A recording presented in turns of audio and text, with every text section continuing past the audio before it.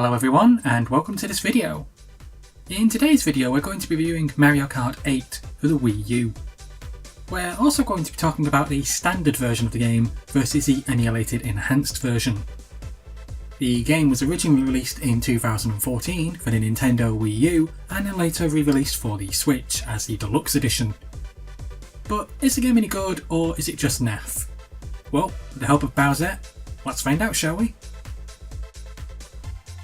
The game's story, well, from what I can tell, there really isn't an actual proper story. Well, none that I can actually find anyway. The fact is, the game's just all about being a quick pick up and play, and being all about fun. It's a very simple idea from the old Mega Drive and SNES era, and from past consoles and games which came before it. And it actually works quite well here. You simply just pick up the controller, pick a character, pick a track, start playing and have fun right away. Now, before we go any further with this review, I want to explain something right away. I am not a Mario fan. I never have been, and I doubt I ever really will be. But this game's really fun, which took me completely by surprise. The last time I played a Mario Kart game was Mario Kart 64, and I'll be honest, I thought that was crap, and I didn't think much of it. And I didn't think much of the original Mario Kart on the SNES, so I was going to this game with not really expecting much. Yet, I was wrong. My friend told me to try the game out. I did. I found it's very addictive, and even more so if you're using mods for the game, which add new stages and characters. Speaking of characters, let's talk about the game's characters as well. You get a huge amount of characters to choose from, ranging from all across the Mario series, and the game also has various hidden characters which you can unlock via completing the Grand Prix mode. You also get DLC characters which you have to pay for, unless of course you have the Switch version of the game where the characters have now been added into the main game itself at the very start. So if you want to play as Link from the Zelda series, you can do. You can play a huge array of characters in the game, ranging from Mario, Peach, Bowser, Shy Guy. And here's where things get a little interesting. You can mod the game and add new characters into the game. You can do this if you have the emulated version of the game, which is quite easy, but you can also inject mods into the Wii U console version as well. However, that is a lot more difficult, but it can actually be done. So you can add your own favourite characters if they're available, such as Sonic, and of course, everyone's favourite, Bowsette. As you can see from the looks of things, the characters which you can add into the game have a lot of time and effort put into them, and they look really great. They look as if they're official characters already in the game, and in my opinion, some even look better. Sonic and Bowsette look absolutely amazing, and just give the game that added extra something special. It's great that you have all these characters in the game already, but now with the extra ability to mod characters into the game, you can put your own favourite characters into the game. It just makes it that much more awesome. However, if you're not planning on modding the game at all, that doesn't really matter, because there's still a huge array of characters to choose from. You can play as either Peach, Bowser, Shy Guy, or various others. There's tons to choose from.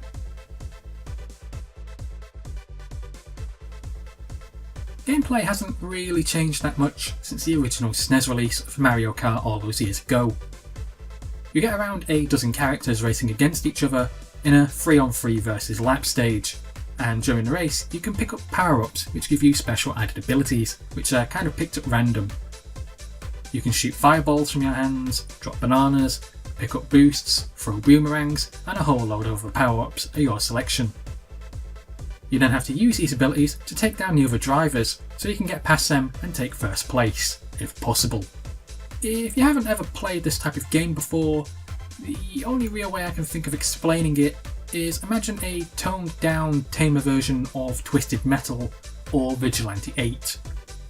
However, that being said, I'm sure there will be some people out there who won't have a clue what I'm talking about with either of those games, so if you don't, well, you're missing out on two classic games there as well. The gameplay really is quite simple. You race 3 laps against each other, you try to pick up power-ups and take each other down to become first. Sounds simple, but it's really fun. The game's graphics are what truly surprised me. because to be honest, I really was not expecting much from this game. But then I played it and it looks really goddamn pretty. All the character designs look great, all the vehicles all look wacky and weird and amazingly well put together, plus everything runs super smoothly and ultra fluid like. However, this is where things can get a tad complicated. If you're playing the console version of the game, then you're sound.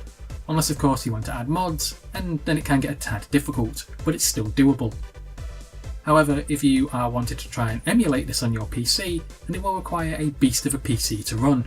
Because let's be honest, Semio itself isn't perfect, and it is constantly being tweaked on, as it's hit or miss on what games are going to work properly on it or not. An example of this is when I try and boot up Star Fox Zero, and the sound is all screwy, I get a black screen, and then the game crashes. And don't even get me started on how bad it is trying to get Bayonetta 2 to work on my computer. So if you do have a Wii U and you can get your own dump file of the game, and you want to try it on your own PC, just remember you are wanting a beast of a PC to run this game at super high settings. You really will need a beast of a PC to do it, and even then it is a hit or miss situation on if the game's going to run properly or not. However, again, that being said, if you aren't going to mod the game, the graphics in the game in general are still very pretty. And if we're being honest here, I cannot fault this game for its graphics at all. They're absolutely amazing.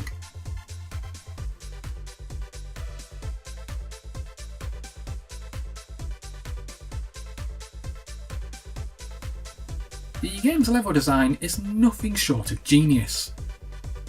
This really isn't something I was expecting of this type of game, and yet it really surprised me. You have all these great levels, which are really well designed, and then there's all these twists and turns and various shortcuts which you can take. You have sections which are cut up into different types, such as racing on walls, or racing underwater, racing upside down, or even flying through the air. The amount of small details in the levels is what really sets this game apart, however, as it really is on its own other level. You see, it's got all these added little details piled into the game, which really makes the game a joy to drive through. Mount Wario, for example, is one of the best level designs I have seen in the past several years in a racing game. You race from the top of a mountain by flying out of a plane and then driving all the way down to the very bottom. While driving down, you go past slopes, travel through various caves, fly through mountain sections, drive past wooded areas, go against the wall of a dam sideways, and race through and go through skiing sections and more. And what's really impressive about all this is that while you're busy doing all of this, there's so much happening in the stage itself, such as random NPCs interacting between each other, and things such as planes flying around in the air, or a crowd cheering you on as you approach the finish. It really is impressive seeing what Nintendo did here with this game and its stages, and it's really amazingly well put together.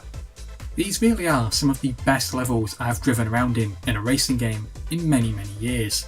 I cannot praise Nintendo enough.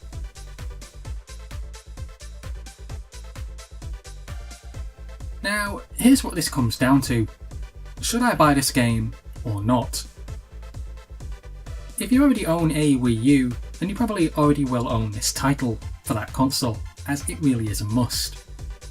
If you own a Switch, then there is a deluxe edition, which has all the added DLC thrown in already, and a few improvements thrown in, such as a raised frame capacity and 1080p.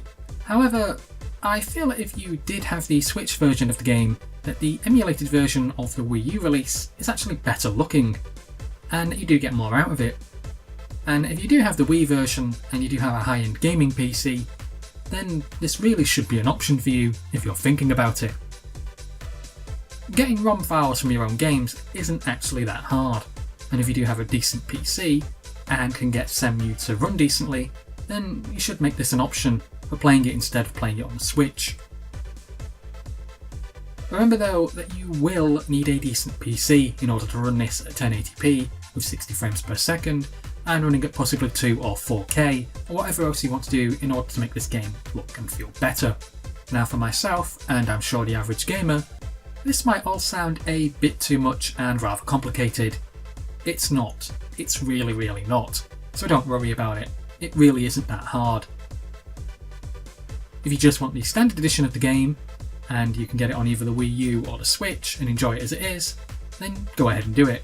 as the game's a ton of fun to be had by itself or with other friends. If you're wanting to mod the game, then it is doable for the Wii U version, and I think the Switch, but I'm not 100% sure on that. But it is more complicated than just moving some files across that you would do if you were doing it on the PC. I would recommend the game to anyone who just wants to have a really good time and wants a fun and enjoyable game that's not too heavy on being anything other than just fun. I think that's one of the many reasons why I like this game so much so quickly, because in a world where you have to buy a game and you need to play it for a week or two or even a month in order to get anywhere, this game, well, you can just pick it up and play it and have fun pretty much right from the start. It's not a game where you have to grind for ages and ages or focus too much on a point in the story or else you'll lose part of whatever the plot is going on about. It's just a simple pick up and play and enjoy, and that's what's really great about this game. And if you can actually add mods to it, and you want to add mods to it, you can. And it's a great experience, and it just makes the game better. If you're wanting the game to mod it and you already own the original on the Wii U and you have a gaming PC, then I say get it tinkering. If you don't want to do any of that and have the Switch version or the Wii U version and just want to pick it up and play it, then I still recommend getting it, as the game is absolutely tons of fun.